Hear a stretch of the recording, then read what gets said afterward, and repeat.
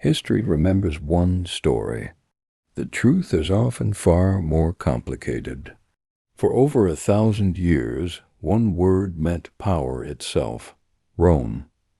An empire that stretched from the fog of Britain to the deserts of Syria. A civilization that built roads still standing today, laws that still shape courts, and cities that still breathe with its architecture. And then, in the space of a few violent decades, it was gone. Not destroyed in a single battle, not erased in a single night. It unraveled, slowly, painfully, from the inside out. And what most people believe happened is not what modern historians now argue actually happened. For centuries, the story taught in classrooms was simple: barbarians at the gates. Wild tribes from beyond the Rhine and the Danube sweeping in and smashing a golden civilization into rubble. Alaric the Visigoth sacking Rome in 410 A.D., the image feels almost cinematic. A great empire undone by outsiders too savage to appreciate what they destroyed. It is a clean story, a satisfying story. It is also, according to most serious historians today, dangerously incomplete. To understand what really happened, you have to go back further, long before the sack of Rome, to the 2nd century A.D., when the empire reached its peak under Emperor Trajan.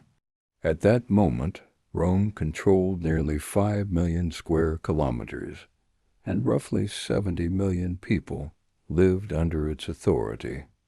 Trade routes connected Britain to India.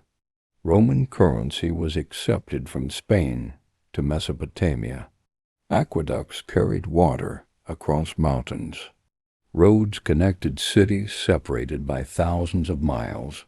It looked, from the outside, unstoppable, a civilization so vast and so organized that its own citizens could not imagine a world without it. But empires this size come with a hidden cost. Rome was not simply a military machine. It was an economic organism, entirely dependent on constant expansion. Conquered territory brought slaves, grain, gold, and taxes. Every new province meant new wealth flowing back to Rome, and every legion could be paid, fed, and equipped from the spoils of the last campaign. When expansion stopped, that machine began to starve, and by the 3rd century expansion had effectively stopped. The borders had reached their natural limits: the Rhine, the Danube, the deserts of the Middle East. There was nowhere left to conquer without overextending supply lines that were already dangerously thin. And without provoking wars, Rome could no longer easily win. At the same time, something else was happening, something rarely mentioned in traditional textbooks. Rome's currency was collapsing. Emperors, desperate to pay soldiers and fund wars without new conquests to fund them, began debasing silver coins, mixing in cheaper metals to stretch the treasury further than it could naturally go. What started as a 5% debasement under Nero eventually became coins that were barely 2% silver by the middle of the 3rd century. This is one of the earliest documented cases of severe currency devaluation in world history. Prices for basic goods rose so quickly that soldiers demanded payment in grain and goods instead of coin, because coin itself had become almost worthless. Trust in Roman currency, the very foundation of a unified economy, stretching across 3 continents, began to dissolve. Political instability followed close behind, feeding directly off the economic chaos. Between 235 and 284 A.D., a period historians call the crisis of the 3rd century, Rome had more than 20 different emperors. Most died by assassination or in civil war, often killed by their own soldiers within months of taking power. This was not a stable empire, occasionally challenged by outsiders. This was an empire fighting itself, generals turning on generals, provinces breaking away entirely. Gaul and Britain formed their own breakaway empire for over a decade, complete with their own emperors and their own coinage. In the east, the Palmyrene Empire, led by the formidable Queen Zenobia, briefly carved out an independent state stretching from Egypt to Anatolia.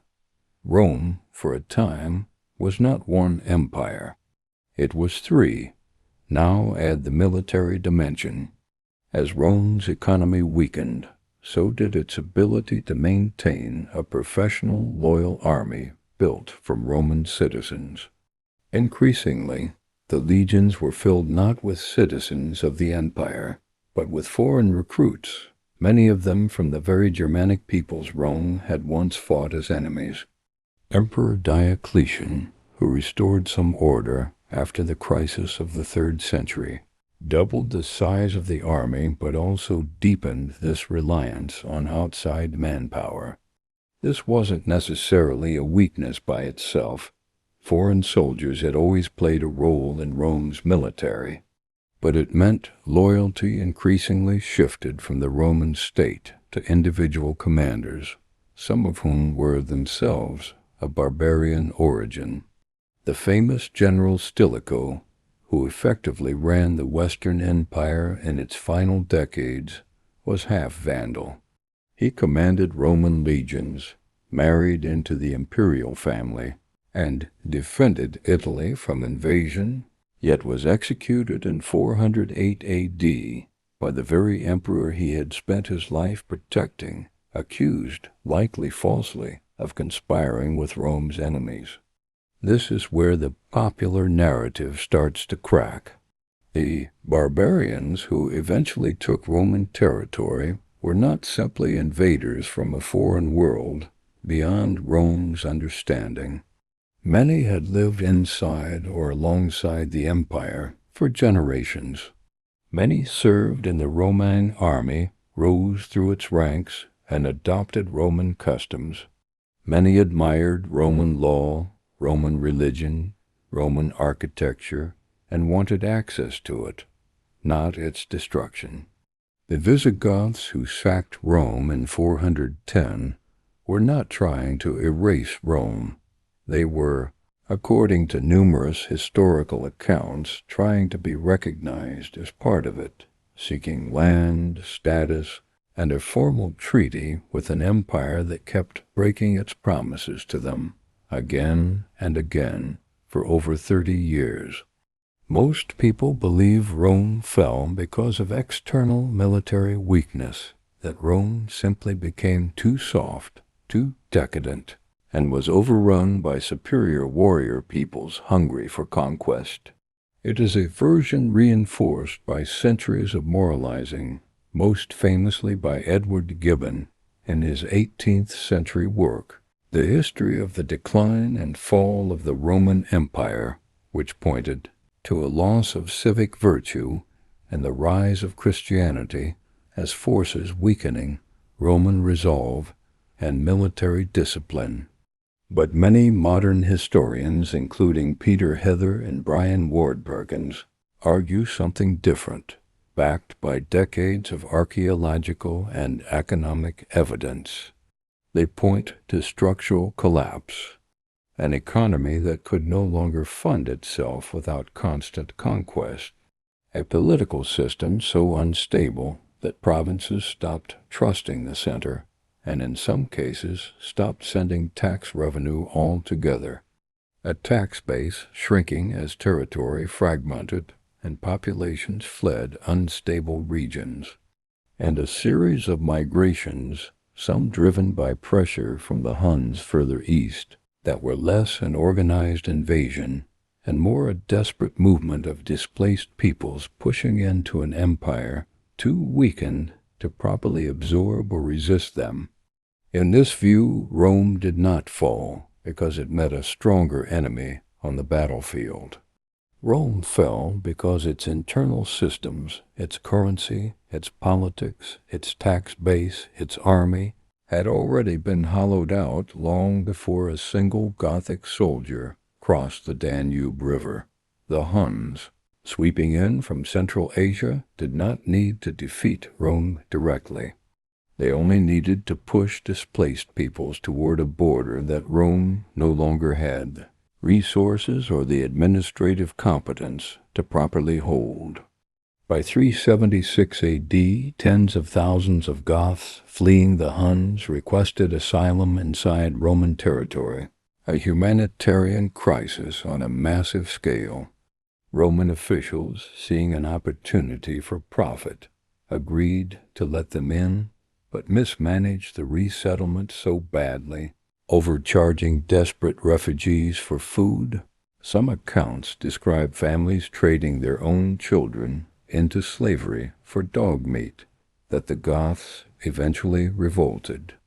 2 years later, at the Battle of Adrianople in 378 AD, a Roman army was annihilated, and Emperor Valens himself was killed on the battlefield. His body never recovered. It was one of the worst military defeats in Roman history, comparable in psychological impact to the disaster at Cannae 6 centuries earlier. And it happened not because Rome met a superior foreign army, but because Rome had turned a manageable refugee crisis into a catastrophic war through corruption, greed, and mismanagement. From there, the dominoes fell quickly, one after another. The Western Empire lost effective control of Britain by 410, as legions were withdrawn to defend Italy itself. Vandals crossed into North Africa in 429, eventually capturing Carthage and cutting off critical grain supplies that Rome had depended on for centuries. The city of Rome itself, sacked in 410 and again in 455, was no longer even the political capital. That distinction had already shifted to the fortified city of Ravenna, and later, effectively, to nowhere at all, as the Western government simply stopped functioning as a coherent state. In 476 AD, a Germanic general named Odoacer removed the last Western Roman emperor, a teenager named Romulus Augustulus, and did not even bother replacing him with a new emperor. The Roman Senate sent the imperial regalia to Constantinople as a symbolic gesture. The Western Roman Empire, after more than 4 centuries, simply stopped existing as a functioning state. And here is what most people never learn in school. The Eastern Roman Empire, centered in the impregnable walls of Constantinople, did not fall in 476. It continued for another 1,000 years, evolving into what historians call the Byzantine Empire, until Constantinople finally fell to the Ottoman Turks in 1453. Rome, in a very real sense, never fully fell. Its eastern half adapted, reformed its economy under emperors like Justinian, defended its borders more effectively with a stronger, more sustainable tax base, and survived a millennium longer than the West. The difference was not culture or bravery or the quality of its soldiers. It was economic resilience, administrative reform, and defensible geography. So why does this matter now, in 2026? Because the pattern Rome revealed, currency debasement eroding public trust, political dysfunction paralyzing effective governance, overextended military and financial commitments abroad, and a growing reliance on outside groups to do the essential work citizens no longer wanted to do themselves, is not unique to the ancient world. Historians study Rome's collapse not as a simple warning about barbarians at the gate, but as a case study in how internal decay, left unaddressed for generations, can hollow out even the most powerful institutions from within, long before any external threat ever lands the final blow. Rome did not fall in a day. It fell over centuries in small decisions, deferred problems, and slow erosion that no single generation believed was serious enough to fix immediately. Perhaps that is the most unsettling lesson of all. The end of an empire rarely looks like an ending while it is actually happening. It looks like just another difficult year